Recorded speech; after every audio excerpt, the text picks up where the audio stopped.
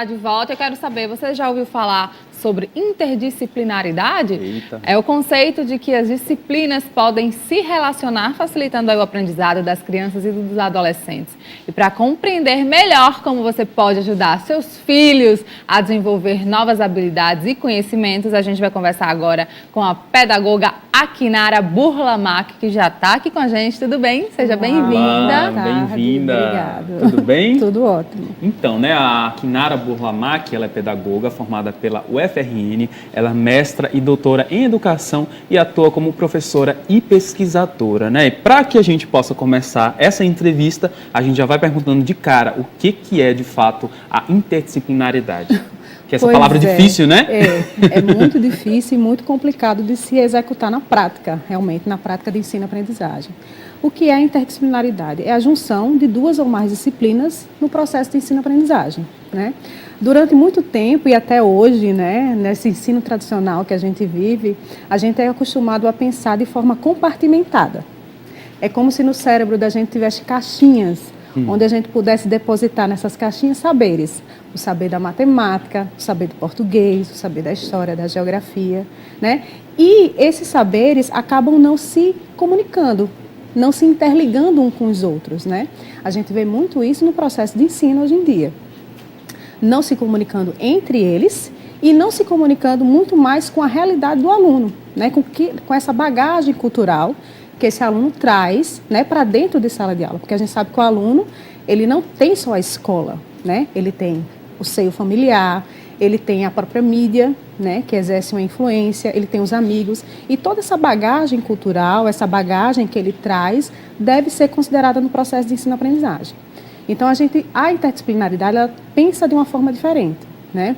Ela sai de uma pedagogia de respostas prontas e acabadas, né, com esses saberes compartimentados, e vai para uma pedagogia de perguntas, de comunicação entre as disciplinas e com o próprio saber que o aluno traz da sua realidade. E como é que é de fato na prática, né? Dentro da sala de aula, como é que essas matérias, enfim, todo esse estudo se relacionam e passam para os alunos?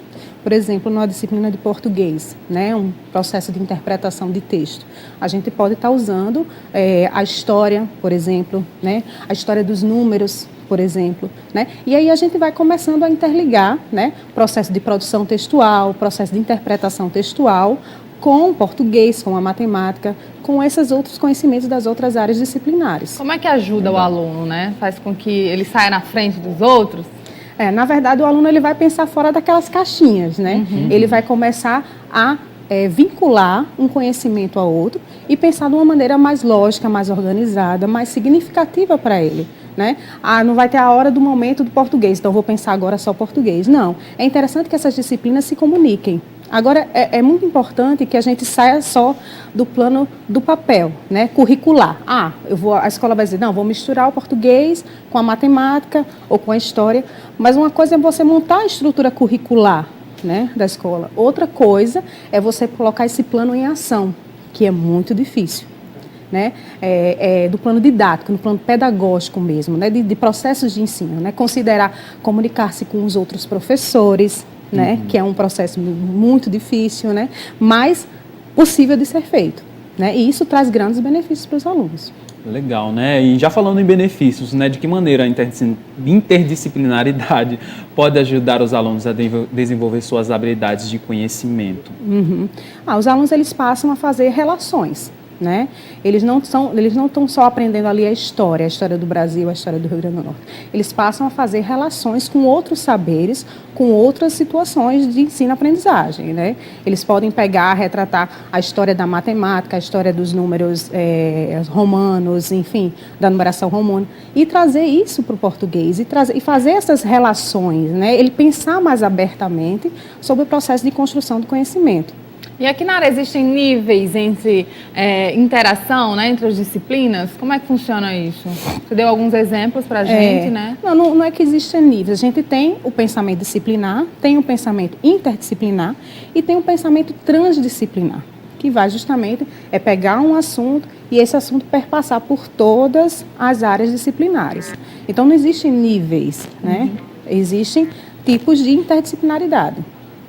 Muito legal.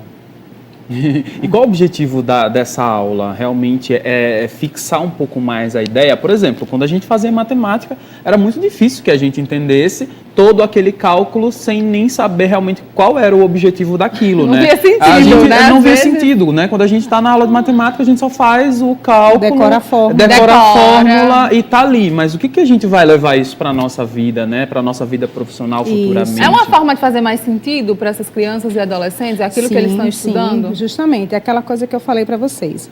As disciplinas, elas se comunicam, mas também leva muito em consideração o pensamento do aluno. Como é que ele vai aplicar esse tipo de conhecimento numa realidade futura ou na sua própria realidade, né? Então, isso torna o conhecimento muito mais significativo, porque ele está vendo que aquele conhecimento, aquelas equações, aquelas fórmulas, vai servir para ele na sua realidade, no seu fazer prático, né? No seu dia a dia.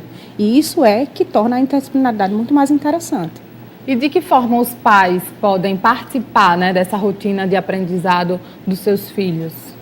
Eu acho que os pais têm um fator determinante aí, né? A gente não pode delegar tudo à escola, né? Eu acho. É. Também, né? Importante. Às vezes você deixa o filho na escola e não quer mais em casa fazer atividades, né? Estudar junto com o filho. Acha que é só o papel da escola. Até mas porque não a gente né? não se trabalha só com os conteúdos conceituais. A gente tem os conteúdos atitudinais, de valores, né? Que não é a escola só que passa, né? Então, dentro de sala de aula, ele é estimulado, mas dentro da própria casa, né, dos pais, eles precisam, sim, fazer essas relações. E a escola, assim, tem que ter essa parceria, escola, família, né, para dar essas orientações de como estimular, né? Geralmente as atividades, elas precisam estar consoantes com essas relações entre as disciplinas para poder os pais, né, darem um prosseguimento a isso. Muito bacana. E os pais, eles realmente devem orientar, né, os filhos na hora de fazer essas tarefas escolares em casa, né? Sim. Como é que o pai pode ajudar, até sem atrapalhar, né, essa questão do aluno estar lá, vendo essas... É uma novidade não só para os alunos, mas também uma novidade para os pais, né, estudar dessa forma. Sim, eu acredito que a pesquisa, o ato de pesquisar, o ato de aprofundar aquele conhecimento que está dando, a escola está dando, é uma forma também de interdisciplinarizar o processo, né? Ele vai pesquisar, ele vai ver outras relações, né, do conteúdo e não ficar só com aquilo que a escola dá, que a escola oferece, né?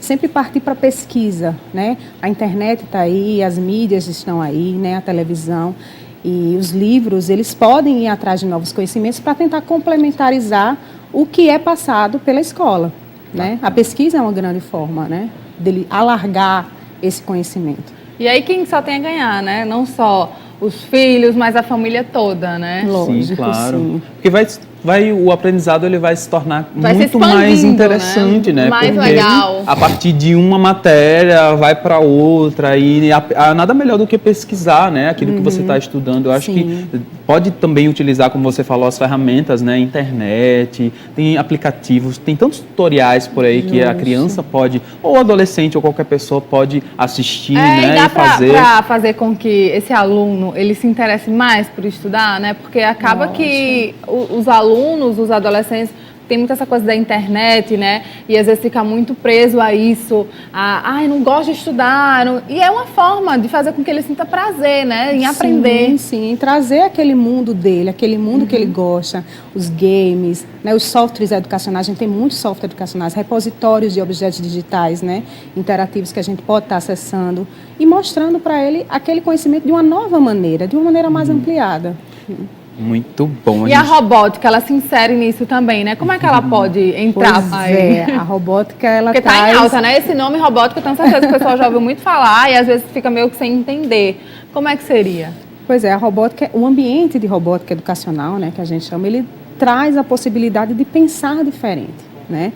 O que é um ambiente de robótica educacional? A gente trabalha com kits de montagem, peças de montagem de robôs, rodas, engrenagens, polias, e trabalha também com um computador e um software de programação de robôs. Então, o aluno ele aprende a montar o seu protótipo, a montar um robô, como também a programar esse robô, né? E aí sim, dentro desse processo, tanto de montagem como de programação, existe uma gama de conhecimentos envolvidos. Ao montar, o que ele precisa? Ele precisa ter noções de física, ele precisa ter noções de mecânica, às vezes de eletrônica. E ao programar, ele estimula muito o raciocínio lógico, né? A lógica de programação, o pensar computacional, que a gente chama, né? Então, é esse ambiente, né, que propicia esse pensamento interdisciplinar, essa prática interdisciplinar. E isso a gente pode puxar um pouquinho mais, né? Juntando um português, uma matemática, dentro desse ambiente de robótica educacional. Aí dizer, Kinara, mas como é que a gente une, né, esse português, essa matemática dentro do ambiente de robótica educacional? Vou dar alguns exemplos práticos, né? Por exemplo, o aluno ele pode estar sendo problematizado, né, aquela pedagogia da pergunta, né, problematizado a pensar como construir um robô que trabalhe a coleta seletiva do lixo, por exemplo. Interessante. Né?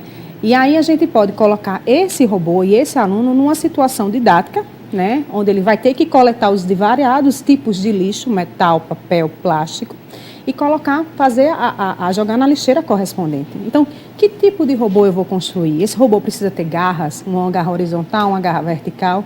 Como é que eu vou programar esse robô para ir até aquele determinado tipo de lixo, né?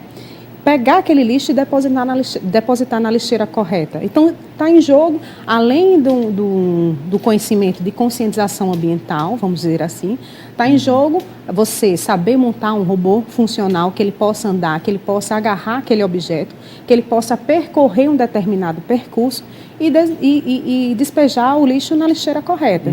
Então, você pense, né? Eu vou montar esse robô. O que esse robô vai ter? Né? Que garras, que ele vai ter polias, ele vai ter engrenagens, enfim, como é que ele vai fazer, como é que a gente vai fazer ele funcionar, né? E depois disso vem a etapa de programação, né? Quantos passos para a direita, para a esquerda, tem a questão da lateralidade, esse conhecimento espacial que é muito importante, né? Já vai aí um outro tipo de saber embutido nesse ambiente. Então, esse é um exemplo prático que a gente pode estar trabalhando a interdisciplinaridade dentro do ambiente de robótica educacional. Muito bom. Deu até vontade de voltar às aulas também aqui, né? Porque realmente é a melhor forma da criança e do adolescente aprender na prática, né? E vem tendo várias referências ali, né? Não só de física, de português, enfim, de várias formas. A gente agradece demais a sua participação aqui no nosso programa, viu? Eu que agradeço. Inclusive, a gente está com a RoboEduc abrindo um espaço social, ações sociais voltadas para a comunidade em geral. Então, uma das nossas primeiras ações é oferecer cursos de robótica, né, gratuito para alunos de escolas públicas, né, porque a gente também tem esse papel social. Então, os alunos que se interessarem, todas as informações estão no nosso site, roboeduc.com, né? Então, o processo de seleção é muito fácil, é só gravar um vídeo dizendo por que eu mereço um curso de robótica na RoboEduc. Legal. E aí, esse vídeo vai ser selecionado, os 15 primeiros vídeos que tiverem mais views, a RoboEduc vai chamar para dar um curso gratuito de preparatório para a Olimpíada Brasileira de Robótica. Legal, muito Obrigada, bom. Kinara. Parabéns. Ok, agradeço a vocês. Até a próxima, viu?